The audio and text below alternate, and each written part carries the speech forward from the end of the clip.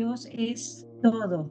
Incluso te dice, quien piensa que yo soy lo alto y lo bajo, la izquierda y la derecha, es quien me siente y me percibe correctamente. Y cuando a veces tenemos este tipo de dificultades, cada uno en su vida, podemos preguntarnos por qué siempre las cosas a veces, si Dios ama, porque a veces las cosas salen mal.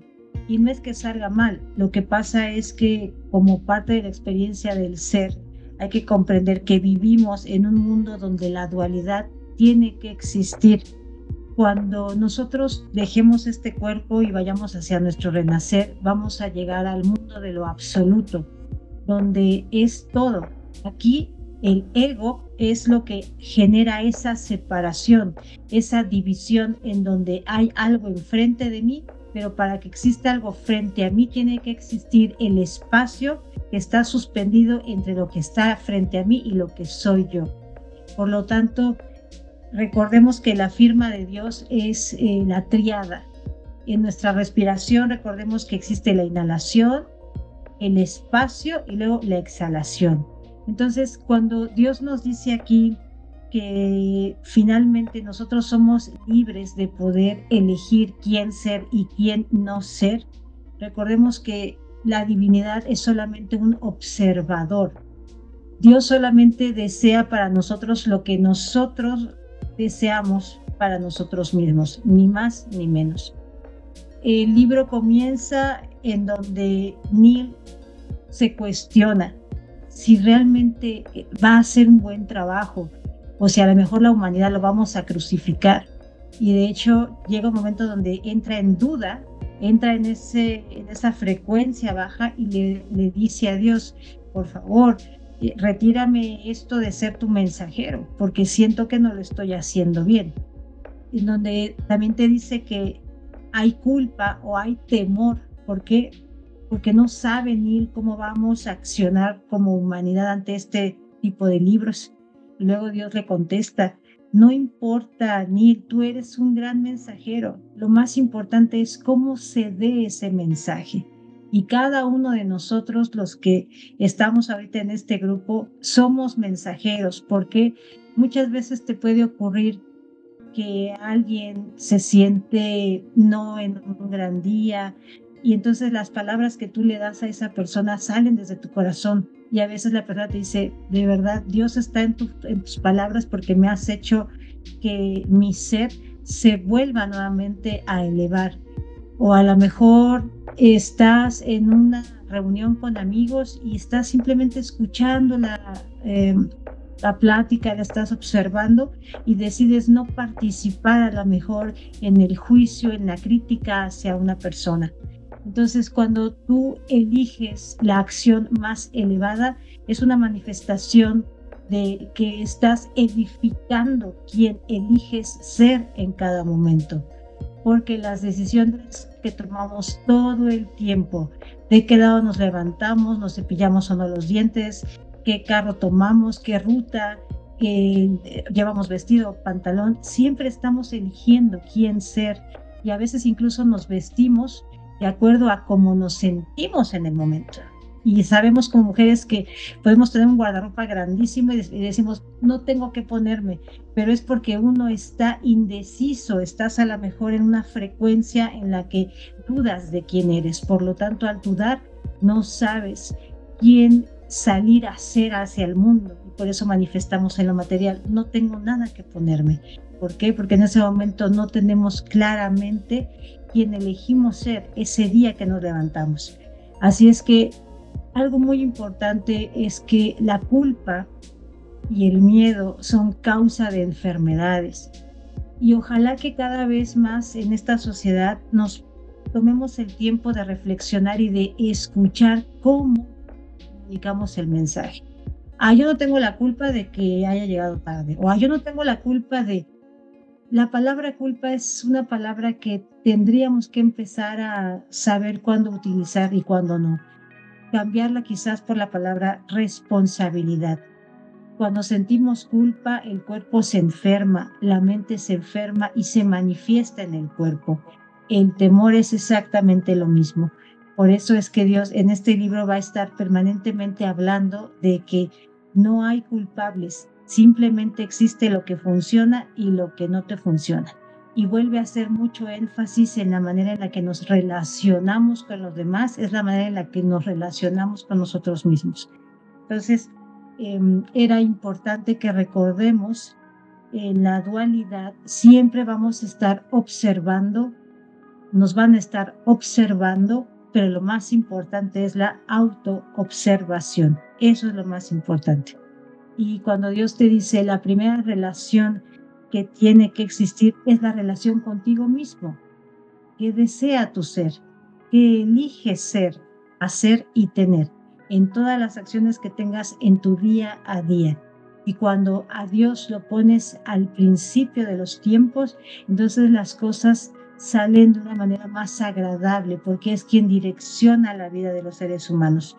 Pero muchas veces nos olvidamos de Dios, como incluso le dice al principio del libro, han pasado 25 semanas entre haber escrito el primer párrafo y le contesta a Dios, ahora te das cuenta cómo te puedes desconectar de mí, te das cuenta cómo me puedes llegar a pasar al último lugar.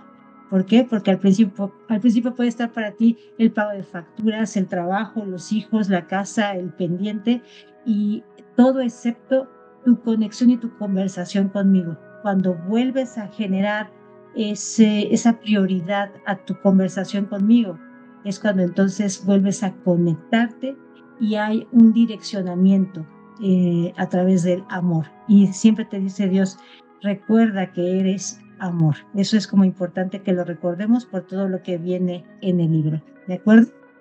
No sé si alguien quiere comentar algo o seguimos con la lectura. ¿Nadie? A mí me gustaría, yo anoté algunas cosas que se me hicieron muy interesantes. Obviamente, algunas también ya estaban en los otros libros, ya se han mencionado, no es como que nuevo, pero yo creo que vale muchísimo la pena. A ver. Una es que la conciencia moviliza y el temor paraliza. Es esa parte en la que hace fundamental el erradicar ese temor y esa culpa, ¿no? Y esto que también a mí me encantó, o me hace mucho sentido, ¿no?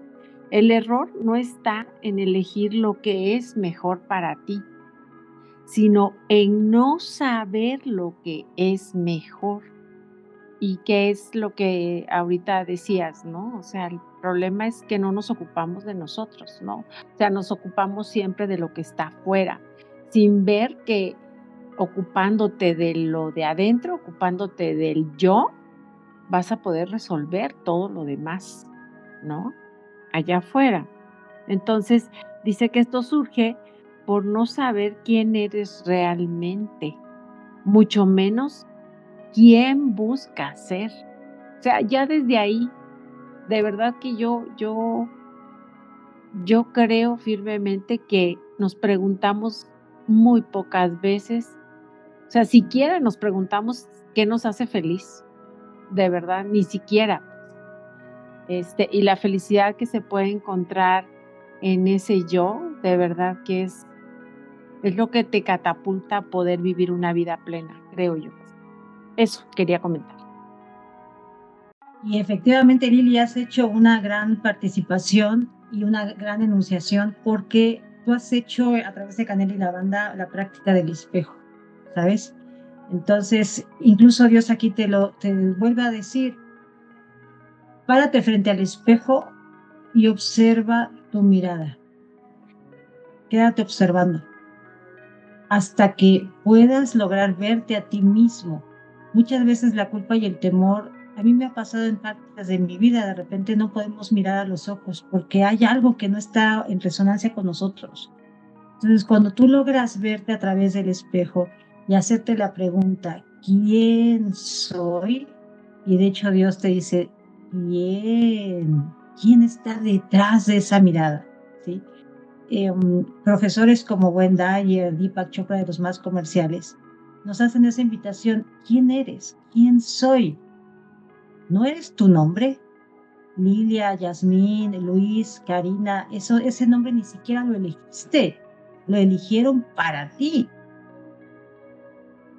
Y regularmente a la pregunta ¿quién soy? regularmente contestamos con las etiquetas.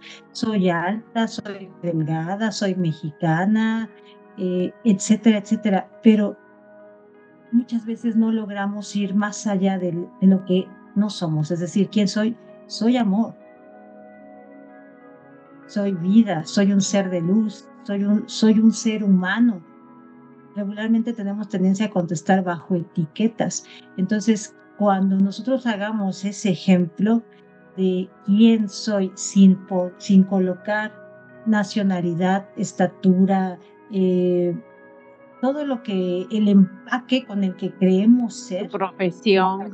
exactamente, tu Cuando tú profesión, soy preguntas, mamá. ¿usted quién es? Ah, yo soy la doctora Lilia Gordillo, ¿no? Dices, ¿cómo? O sea, ¿eso eres la doctora? ¿No? ¿O así te llamas? ¿Doctora o licenciada o qué? ¿No? Sí, Y porque también te dan, confundimos el ser con el hacer. Ajá, dime. y también te dan el valor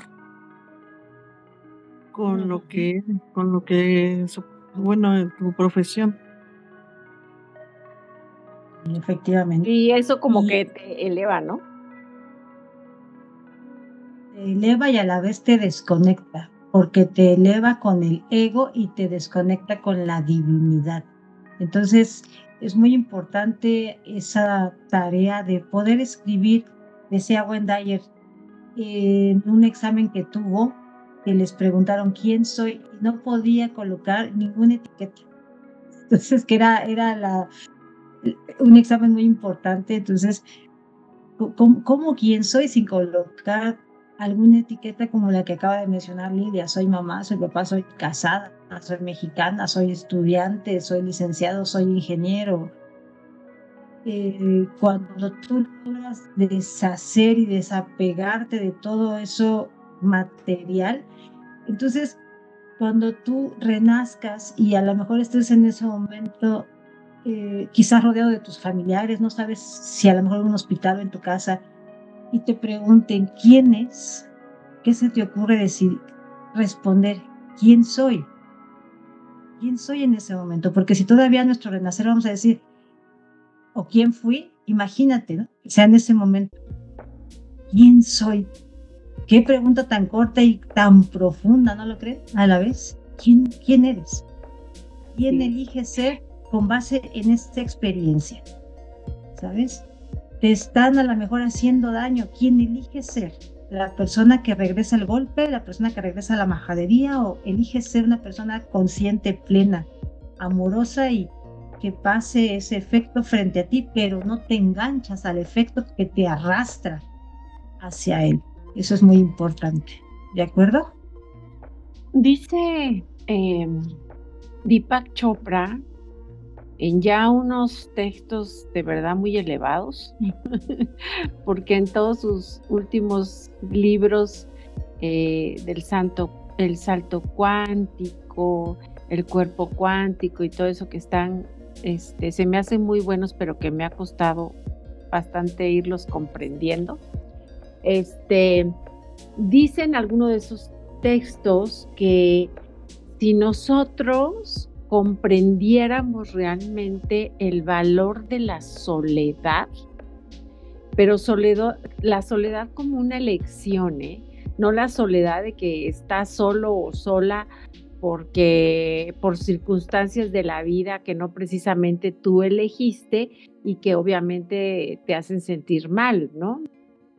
Hay un índice de soledad impresionante en el mundo, de una soledad que no, que es poco saludable, o mejor dicho, no saludable.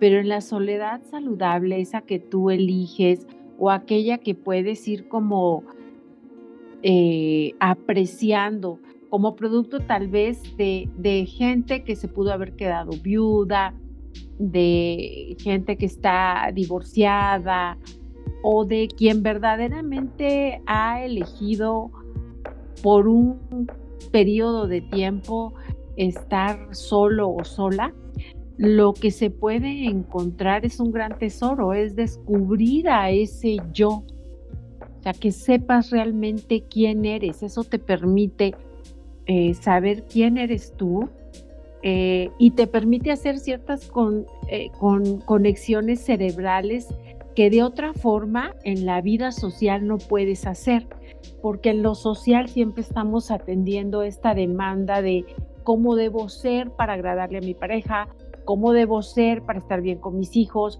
cómo debo ser para responder a lo que solicitan o demandan mis papás, cómo debo ser para la escuela, para la universidad, o sea, cómo tenemos que estar siendo. Entonces tenemos que hacer muchos yos, supuestos yos, en este tema de las relaciones sociales. Entonces, cuando logramos estar solos, solas, podemos desarrollar otras fortalezas que en la generalidad no las sacamos a pasear, ¿no? O sea, solo las las sacamos a pasear cuando estamos solas y nos permitimos conocernos. Entonces, yo creo que pues una tarea podría ser buscar esos espacios en los que podamos estar solos, a lo mejor en la belleza del amanecer, cuando todo está en silencio y que te permite disfrutar de esa soledad, la misma meditación, es cuando te puedes conocer y entonces tal vez acercarte un poco a ese yo que habita en ti, que es el verdadero y que yo creo que es al que se está refiriendo el libro, ¿no? Efectivamente, Lili. John, buenas noches, adelante, por favor. Bueno, perdón. Buenas noches. Hola. Hola, John, qué gusto. Igualmente, estoy muy emocionado aquí porque gracias a mi esposa logré ya vincularme laboralmente y bueno, también hoy es 4 de febrero y para mí es una fecha especial porque mi hijo nació un 4.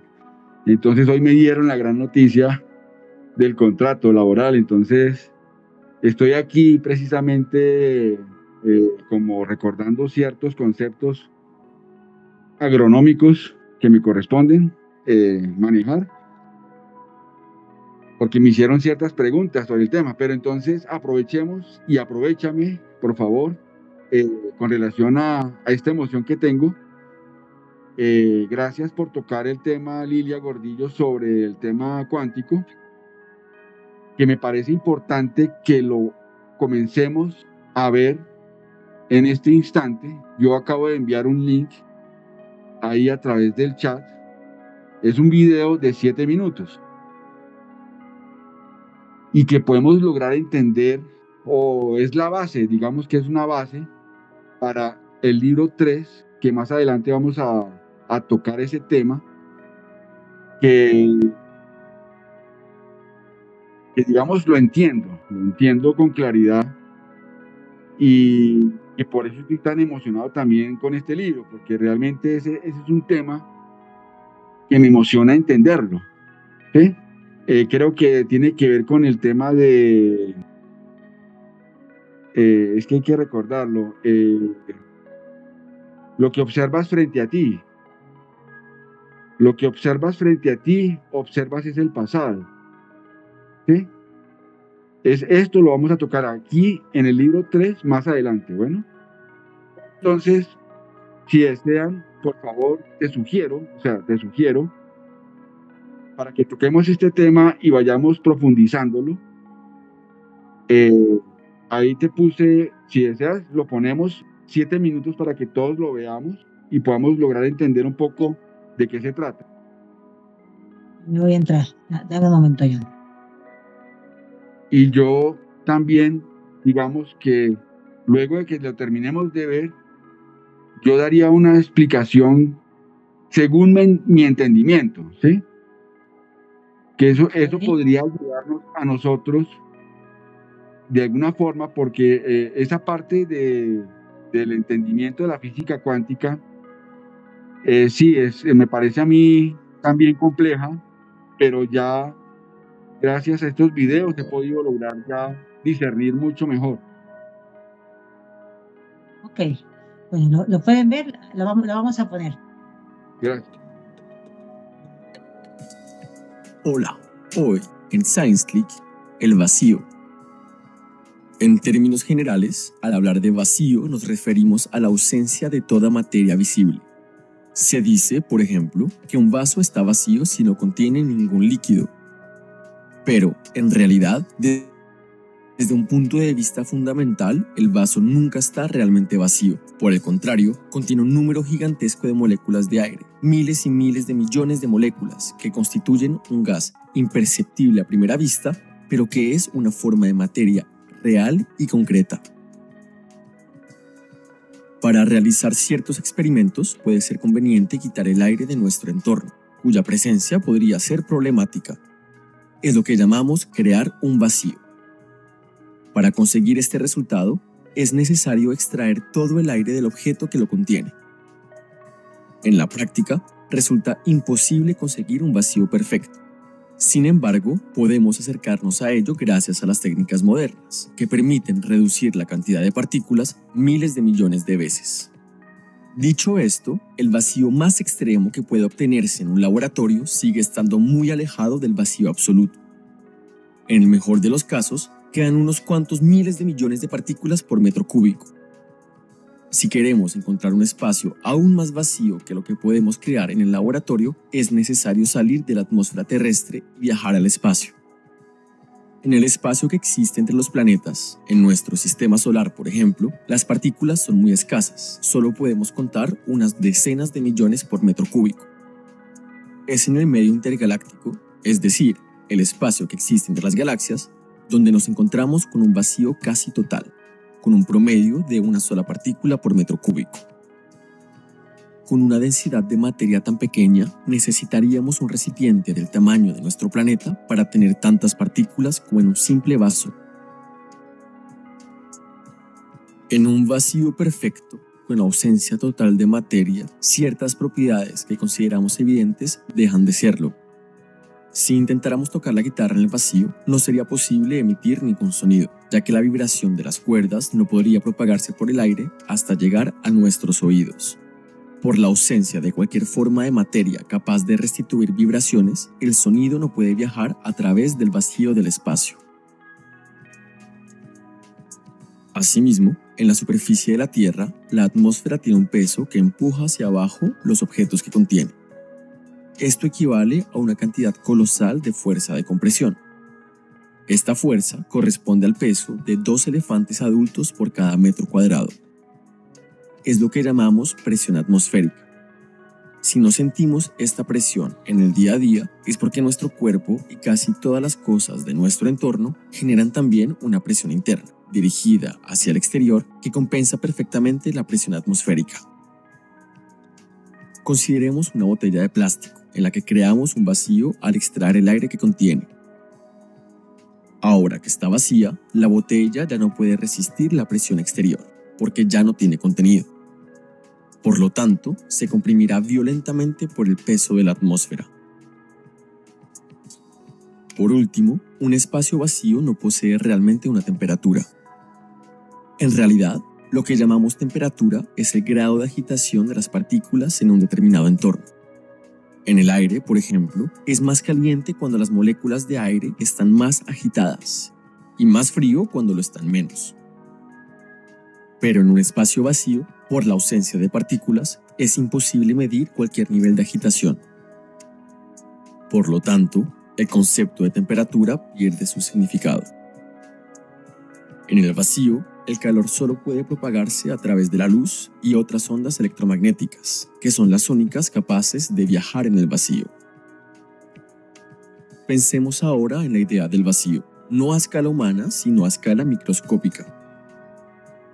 Toda la materia está formada por átomos. Un átomo está formado por un núcleo, alrededor del cual orbitan los electrones. El núcleo es unas 100.000 veces más pequeño que el átomo en su conjunto, pero representa por sí mismo el 99.9% de la masa total del átomo. Los átomos están formados en su mayor parte por vacío, lo que significa que toda la materia visible en el universo también está hecha de vacío. En conclusión, aún el más vacío de los espacios nunca estará perfectamente vacío. Según la física moderna, el vacío cuántico es un estado constantemente ocupado por una gran cantidad de partículas virtuales que aparecen y desaparecen continuamente. Estas son conocidas como fluctuaciones del vacío. Una partícula virtual es una partícula cuya existencia es tan efímera que resulta imposible observarla. Las leyes de la mecánica cuántica dicen que es posible que tales partículas aparezcan de la nada, a condición de que desaparezcan muy rápidamente, de modo que sea imposible observarlas. Como las partículas virtuales no pueden ser observadas, se permite que posean algunas propiedades muy extrañas. Por ejemplo, el hecho de que puedan aparecer de la nada o que algunas puedan tener una energía negativa. Aunque es imposible observarlas, la existencia de estas partículas virtuales provoca algunos fenómenos concretos y medibles. Estas partículas son las portadoras de las 4 interacciones fundamentales de nuestro universo. Por ejemplo, el intercambio de fotones virtuales permite que las cargas eléctricas interactúen a distancia. Estas partículas también tienen efectos indirectos, como el hecho de que ejercen una cierta presión sobre los objetos. También intervienen en lo que se conoce como radiación de Hawking, cuando los agujeros negros se evaporan con el tiempo, como resultado de su fuerte atracción gravitatoria que convierte las partículas virtuales en ordinarias. Hoy en día pensamos que la energía cuántica contenida en el vacío podría ser muy similar a la energía oscura, un importante y desconocido tipo de energía que tiende a acelerar la expansión de nuestro universo. Sin embargo, cuando comparamos su intensidad con la de la energía oscura, nos encontramos con un número que es 10.000 millones de googles de veces mayor. Este es uno de los mayores misterios sin resolver de la ciencia moderna, lo que se conoce como la catástrofe del vacío.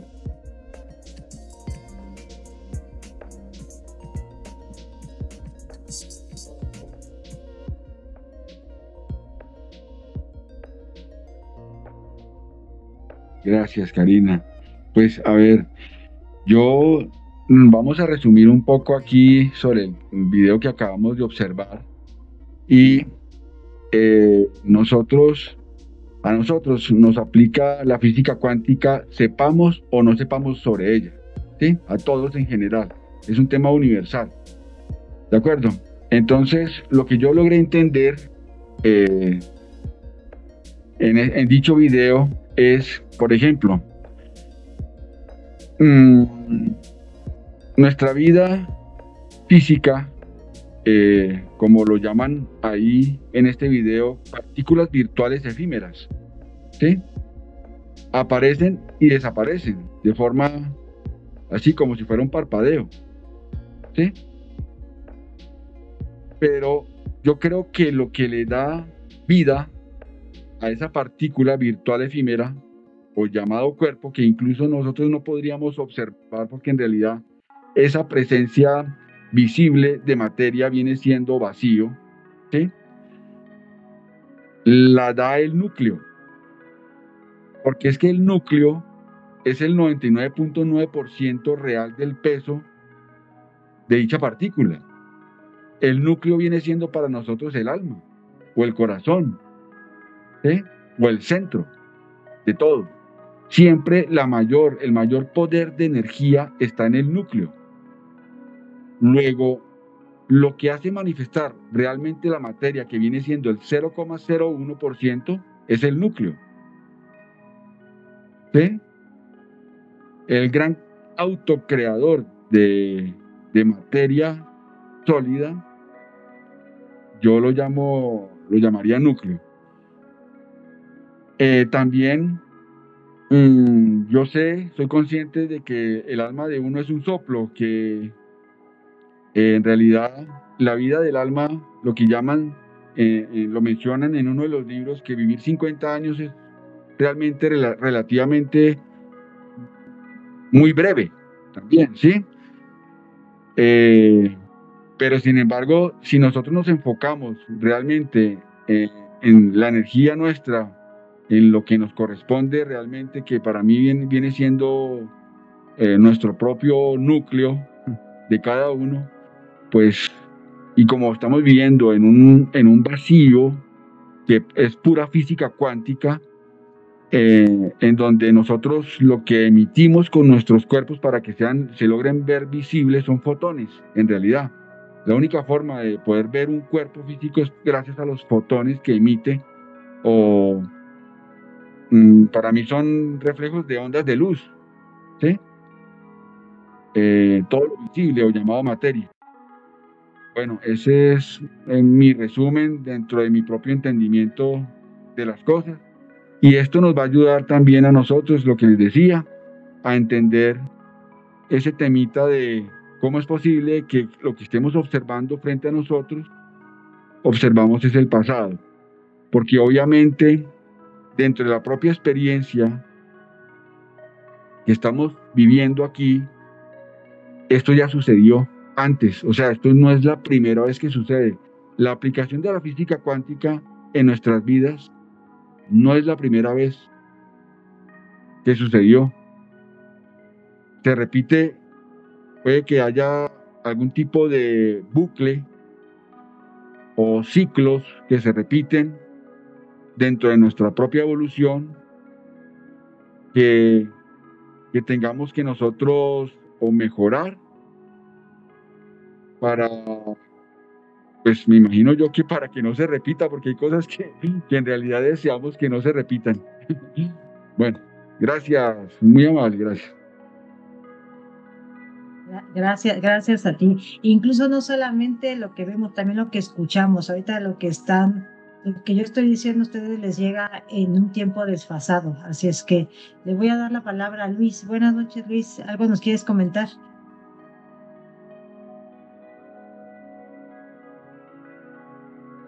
Abre tu micrófono. Gracias. Hola, buenas noches, Karina, y buenas noches a todos. Lo que quería comentar es de lo que comenta John sobre el tema del observador cuántico y cómo estamos viendo este pasado. A mí últimamente un tema que me ahonda en la mente es sentir como que todo está determinado, o sea, como si desde que salió el Big Bang, todo salió para que saliera un orden, o sea, como si supieras cuál va a ser el final de esa bola de béisbol que fue aventada. Y entonces siento que mi confusión actual es si el libre albedrío sí está en nuestras elecciones o está en interpretar a lo que le sucede a ese punto que es la conciencia, ¿me explico? El observador. A mí yo que observo que me tocaron mis padres y yo que observo que me tocan, porque por ejemplo, hablaba con alguien de la pobreza, ¿no? Y me defendía, no, pues es que hay muchos pobres que se salen de ser pobres, ¿no? Y yo decía, es que sí, pero es que o es diferente pobre Luis que un pobre Juan, porque pobre Juan venía de estos padres en específicos y en estas condiciones en específicas que le llevaron a voltearse y de pronto ya estar en otro punto, pero eso ya estaba determinado, no había en sí una elección.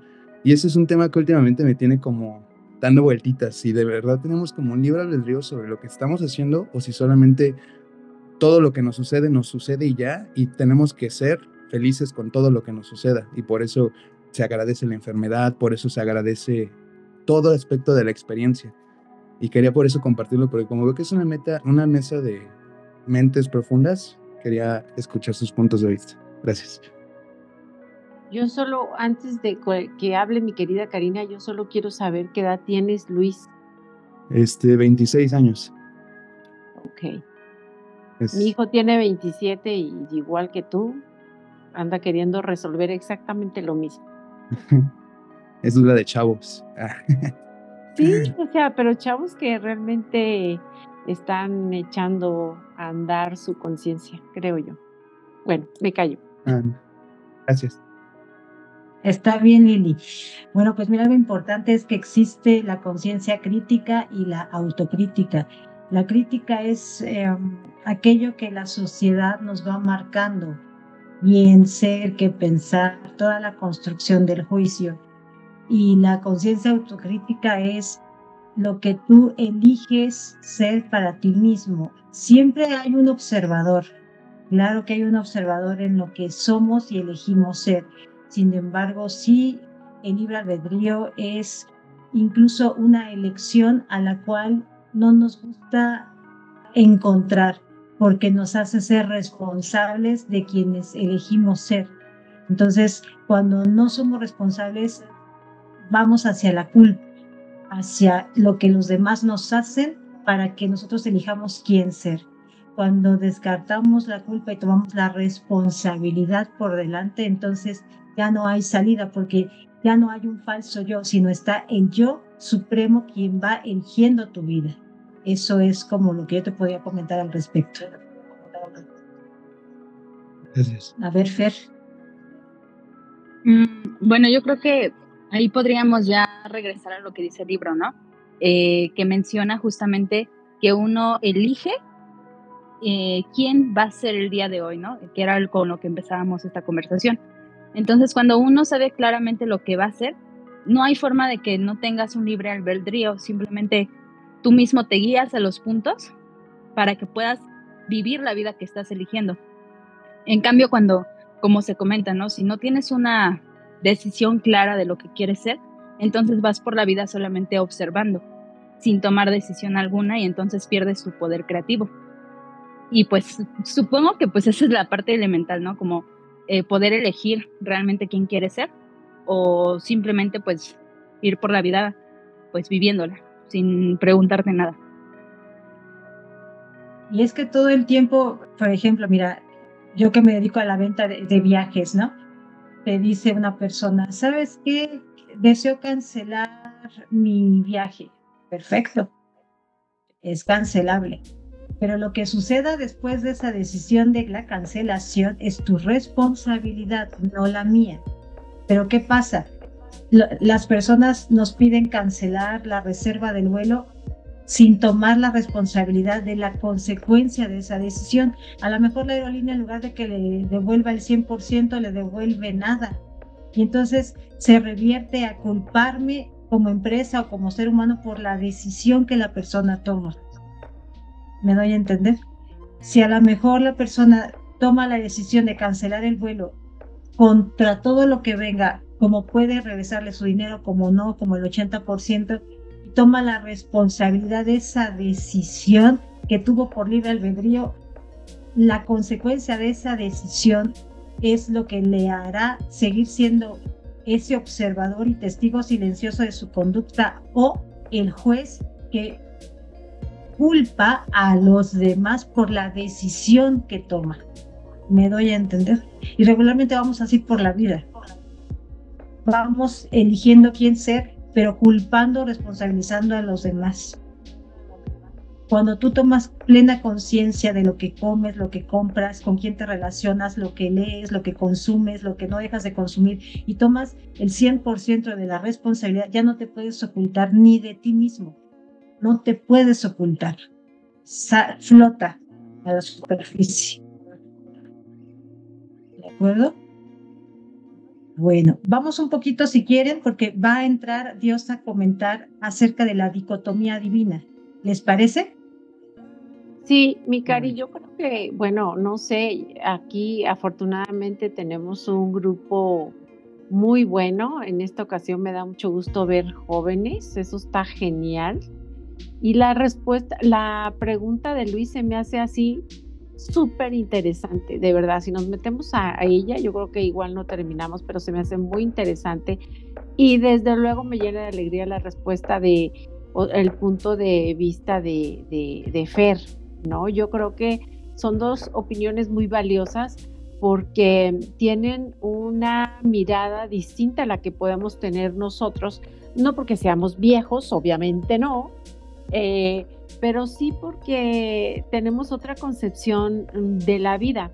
Se me hace sumamente interesante y al final de cuentas a mí me gustaría dejar esto aquí nomás como de lo que tú creas está bien, porque no va a venir a decirte, a traerte alguien o algo la verdad absoluta. Lo que tú creas está bien y prueba si te funciona, ¿no?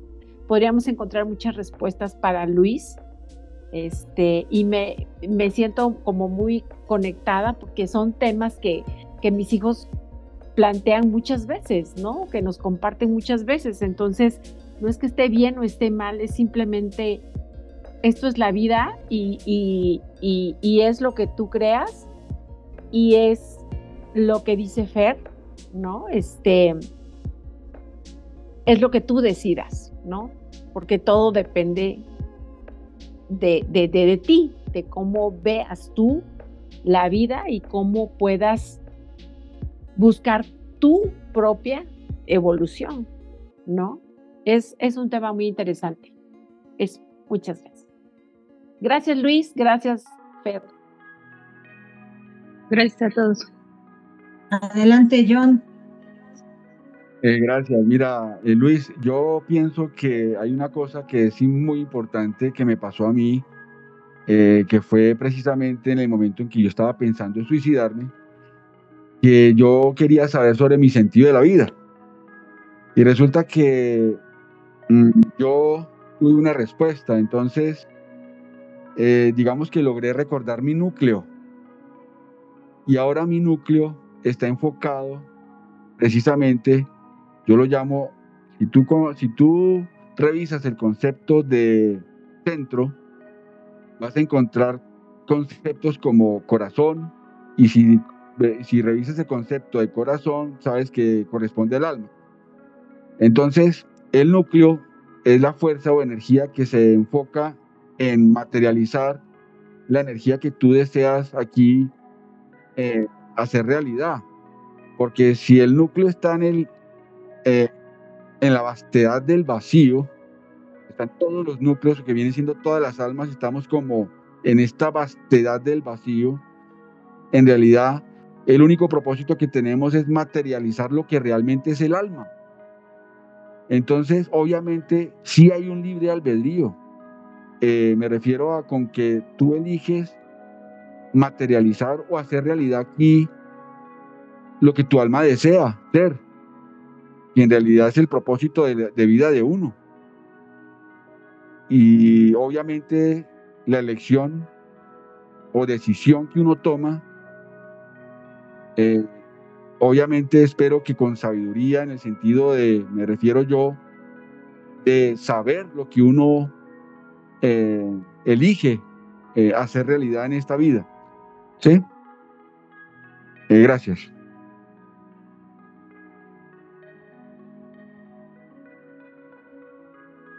Me gustaría que antes de que terminara la sesión vayamos a lo que sigue porque puede complementar muy bien tanto la pregunta de Luis y también lo mismo que le pregunta Neil acerca de cómo se observa el comportamiento, como cuando le dice Dios, fíjate que lo haces todo el tiempo, solo observa tu comportamiento, trata de comprender esto, no hay nada que yo no sea, por lo mismo yo soy lo que yo soy y yo soy lo que yo no soy, es decir, soy ambas versiones, ¿de acuerdo?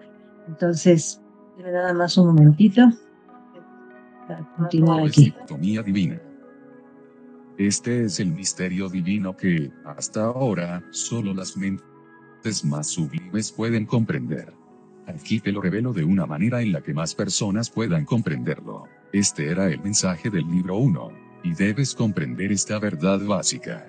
Debes conocerla profundamente, si deseas entender y conocer las verdades incluso más sublimes que presentaré aquí, en el libro 3. Ahora, permite que mencione una de estas verdades más sublimes, ya que contiene la respuesta a la segunda parte de tu pregunta. Esperaba que regresáramos a esa parte de mi pregunta. ¿Cómo es que la madre ama al niño, si dice o hace lo que es mejor para el hijo, incluso si tiene que contrariar la propia voluntad del niño para hacerlo? ¿O acaso la madre demuestra el amor más verdadero al permitir que el niño juegue en el tráfico? Esta es una pregunta maravillosa. Es la pregunta que formulan todos los padres, en una u otra forma, desde que empezó la paternidad. La respuesta es la misma para ti como padre, que para mí como Dios. Entonces, ¿cuál es la respuesta? Paciencia, hijo mío, paciencia. Todas las cosas buenas llegan a aquellos que esperan. ¿Nunca has oído eso? Sí, mi padre solía decirlo, y yo lo odiaba. Sí, puedo comprender eso.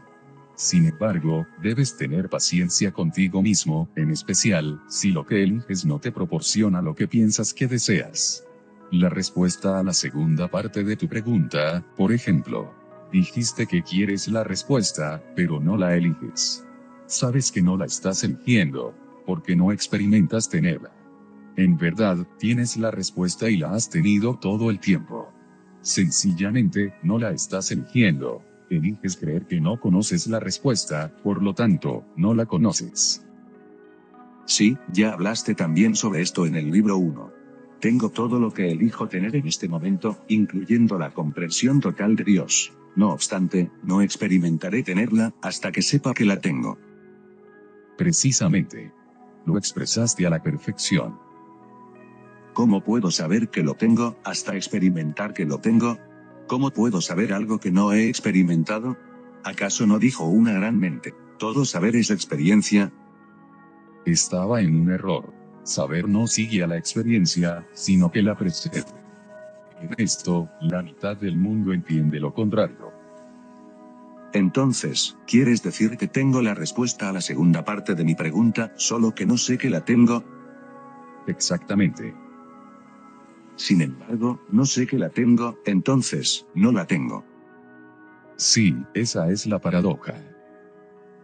No la tengo, excepto que lo sepa. Así es.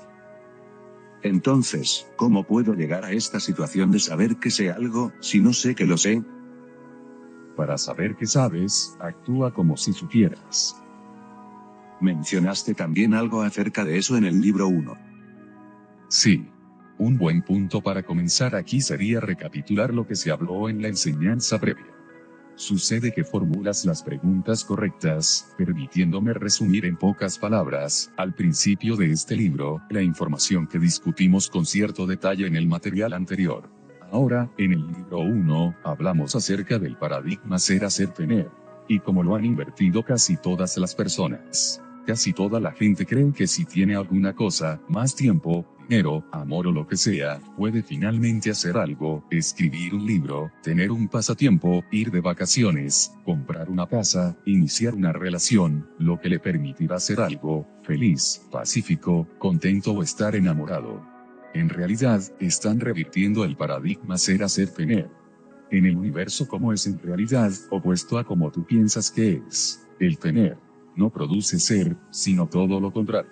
Primero eres ese algo llamado feliz, o conocedor, o sabio, o compasivo, o cualquier otra cosa, luego empiezas a hacer las cosas desde este punto de ser, y pronto descubres que lo que estás haciendo termina proporcionándote las cosas que siempre deseaste tener. La manera de poner en movimiento este proceso creativo, y eso es lo que es, el proceso de la creación, es saber lo que deseas tener. Preguntarte lo que piensas que serías si tuvieras eso y, enseguida, ir directamente a ser. De esta manera, inviertes la forma en que has utilizado el paradigma ser-hacer-tener. En realidad lo estableces correctamente y trabajas con la fuerza creativa del universo, en lugar de contra ella. Esta es una forma resumida de expresar este principio. En la vida, no tienes que hacer nada. Todo es cuestión de lo que estás haciendo. Este es uno de los 3 mensajes que mencionaré de nuevo al final de nuestro diálogo. Cerraré el libro con él.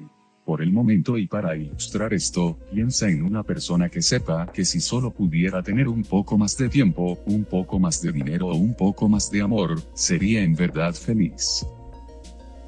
No capta el vínculo entre no ser muy feliz en este momento y no tener el tiempo, dinero o amor que desea. Eso es correcto.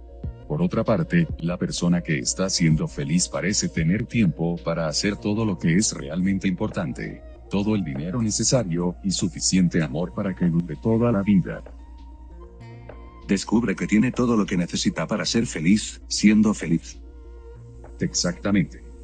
Decidir con anticipación lo que eliges ser. Produce eso en tu experiencia. Ser o no ser. Ese es el dilema. Precisamente. La felicidad es un estado mental. Al igual que todos los estados mentales, se reproduce en forma física. Hay una frase para un imán de refrigerador. Todos los estados mentales se reproducen a sí mismos. ¿Cómo puedes ser feliz, para empezar, o ser cualquier cosa que intente ser, más próspero, por ejemplo, o más amado, si no tienes lo que piensas que necesitas para ser eso? Actúa como si lo tuvieras, y atraerás la felicidad hacia ti.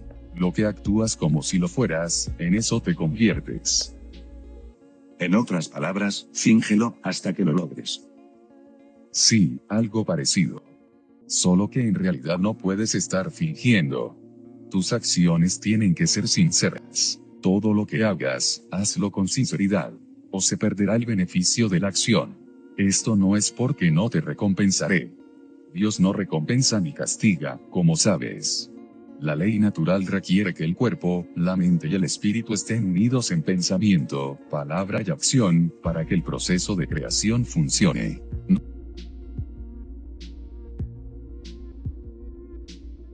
Vamos a ver, John, adelante. Gracias. Aquí hay una parte que es importante recordar, que se llama evocar. Evocar significa como si la experiencia ya hubiera sucedido, es decir, es parte del proceso de recordar uno. Primero, que nada externo a uno existe, nada afuera de ti existe. Entonces, en el momento en que tú reconoces que nada afuera de ti existe, entonces también eres feliz en la nada. ¿Para qué? Para que logremos evocar lo que realmente deseas manifestar, lo que yo digo, porque es que todo lo que hacemos manifestar es la nada, que viene siendo lo externo. ¿Sí? Entonces, todo tiene que ver con la energía que uno elige experimentar o decide uno manifestar. Si yo soy feliz en la nada, porque logré entender este tema, entonces voy a ser feliz cuando yo haga manifestar todo. Es un tema, creo que hay que entender la nada primero, pienso yo. Gracias. Sí, yo creo que para poder comprender esta parte del libro, a mí me gustaría recomendarles, y creo que Fernanda lo conoce, a un escritor mexicano que hace un par de meses tuve la oportunidad de entrevistarlo. Su nombre es Omar Valen. Él tiene un libro que se llama Los estados del ser. Con los estados del ser tú puedes comprender con gran claridad, llega a mucha profundidad en este tema, los estados del ser. Y lo más importante es que el amor es un estado de ser. Cuando tenemos el amor como una emoción, entonces cae en la dualidad. Amo, pero amo siempre y cuando aquello. Te amo, pero hoy te odio. Hoy te amo y mañana me caes mal. Cuando lo pasamos del lado del ego, entonces ya no es un estado del ser, ya es un falso yo. Y lo más importante que yo encuentro ahorita en lo que Dios nos está diciendo es, independientemente de lo que tú elijas o no ser, Dios nunca va a estar dirigiéndote, es decir, nunca te va a decir, haz esto, haz aquello, simplemente se queda como el observador y siempre va a desear lo que deseas para ti. Por eso tiene que ver con ese gran libre albedrío. Y no hay otra cosa a la que vengamos a ser. Hablo de ser con ese, no de hacer. Entonces, este tema es importante retomarlo. Lo pueden ver también en el libro 1. Y lo más importante es que todas las decisiones que tomamos no solamente también impactan a nosotros, sino también impactan a la comunidad, al mundo. Por eso otros autores te dicen, cuando Jesús decía que vendrá a cambiar el mundo, no habla del mundo exterior, sino habla de tu mundo interior, porque tu mundo interior es esa visión que hará como sea tu mundo exterior. Cuando interiorizas en tu mundo y cuando haces esa modificación de ADN en tu ser, entonces todo absolutamente cambia. Si tú te sientes que tienes una visión de color de rosa, así vas a ver la vida, incluso ante las circunstancias más dolorosas. Podrás a lo mejor bajar tu frecuencia vibracional y recordar quién eres te hará que nuevamente flotes a la luz. Recordar que eres luz. Por eso Dios inicia el libro diciéndote, soy lo alto y lo bajo, la izquierda y la derecha, el bien y el mal. Eso es lo más importante. Cuando tú te pones al centro de esa dicotomía divina y comprendes que cualquiera de las dos partes es la divinidad como tal, entonces ya no es causa de sufrimiento, sino de comprensión, entendimiento y compasión a cualquier experiencia que te ocurra en la vida. Ya no juzgas a Dios ni haces responsable a Dios por lo bueno o malo que te suceda, porque uno es el responsable de la creación de tu vida, es el Miguel Ángel de tu propia vida, y Dios simplemente es quien observa, porque en realidad Dios no necesita nada, pero estamos hechos a imagen y semejanza de Dios, porque es la única manera en la que Dios se puede experimentar a sí mismo. Nosotros somos esa extensión, como los dedos de nuestra mano. Nosotros podemos sentir, tenemos terminales nerviosas para poder palpar y tener experiencias sensoriales. Así es Dios. Por lo tanto, todo lo que tú elijas ser, hacer y tener en esta vida es la responsabilidad de cada uno de nosotros. No hay más. ¿De acuerdo? No sé si quiere alguien cerrar o comentar algo, Lili.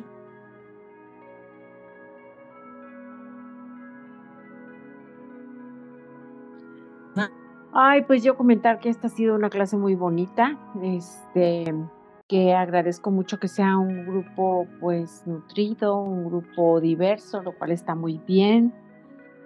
Agradecer como siempre, mi querida Cari, tu disponibilidad, tu tiempo, tus deseos de servir y compartir este espacio. Así es que muchísimas gracias. No tengo más que decir eso. Me voy muy feliz y deseando que todos tengan una linda y maravillosa noche, considerando que depende de cada uno de nosotros, ¿no? Ese ser, hacer y tener. Ubicarnos en ese ser nos va a permitir conocernos mejor y a partir de eso, pues, manifestar lo que deseamos de nuestra vida, de a poquitos, porque eso sí, se puede todo, no siempre, pero todo se puede. Entonces, pues buenas noches, muchas gracias. Muchas gracias a todos. Buenas noches. Esta sesión queda grabada y la podrán ver en el canal de Humanity Steam México o Humanity Steam en español, en cualquiera de los dos. Te los mando por si quieren volver a estudiar y mandaré al grupo el enlace que John amablemente nos hace llegar porque funciona mucho para poder comprender capítulos próximos del libro. ¿De acuerdo? Bueno, yo quería decir algo. Bien, Jos, adelante. Bueno, yo entiendo de la partícula y la onda, que es, por ejemplo, cuando prendemos la luz del cuarto está en onda, y cuando es en partícula es como una lámpara prendida que solamente da en un pequeño espacio. Igual el agua es onda y el hielo es una partícula. Y por ejemplo, lo que quiere decir Male es que, por ejemplo, si vamos en el tráfico, pues no estar frustrado ni estar pensando en, ahora sí que todo lo que pensamos luego cuando estamos frustrados, sino que dejar fluir sin juzgar para poder estar, pues en paz, sin resistirme, o sea, sería la no resistencia. Y aceptar y usar ese tiempo para relajarme y disfrutar el paisaje. Algo así. Efectivamente, recordar esa frase, a lo que te resistes, persiste. Entonces, muy bien, mi querida Jos, muy bien. Y llevarnos esta reflexión en la noche, ¿quién soy?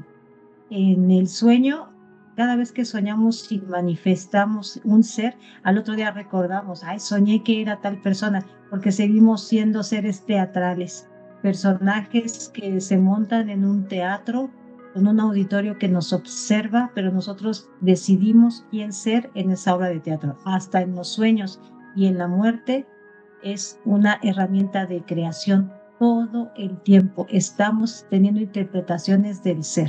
Así es que Cuando uno dice tuve pesadillas, es una interpretación de un estado del ser. Soñé cosas maravillosas, es otra interpretación de un estado del ser. Y por eso en algunos libros te indican que antes de ir a la cama, reflexionar quién fui este día, quién elegí ser y de qué ser me desprendo para que ese ser pueda descansar en paz, se vuelva a reconectar con la divinidad y al otro día es como esa gran flor que vuelve a nacer. Si tú inmediatamente coges el teléfono, te vas a las noticias, a las redes sociales y todo, entonces ya impactó ese ser. Y cuando a lo mejor despiertas y eliges ser agradecido, orar o manifestar algún hábito que sabes que te va a mantener con una frecuencia vibracional alta, es esa elección de quien elige ser desde el inicio de tu día. Y cuando dentro del día y la noche hay interrupción de esa frecuencia, recordar que somos luz. Siempre te va a decir Dios, sé la luz en la oscuridad. ¿Qué puede ser la oscuridad? Muchos estados del ser, frustración, enfados, situaciones que nos desconectan, pero nosotros decidimos cuánto tiempo estar desconectados. ¿De acuerdo? Bueno, pues que tengan una linda noche y estamos en contacto el próximo jueves en este mismo canal en punto de las 8 de la noche. Muchísimas gracias. Mando el resumen de nuestra querida inteligencia artificial, que ya saben que hace el resumen para que lo puedan estudiar. ¿De acuerdo? Bueno, muchísimas gracias. Linda noche.